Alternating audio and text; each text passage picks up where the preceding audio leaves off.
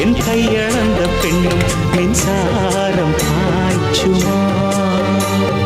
கல்லிருக்கும் கிண்ணம் என்னுள் இருக்கும் வண்ணம் உன் பார்வை பார்க்குமா பக்கம் வா பள்ளி பாடம் சொல்லவா அப்பப்பா தப்பப்பா இது முதல் இரவா சொல்லவா ஒரு காதல் கதை சொந்தம் நீ அல்லவா உயிர் வாழும்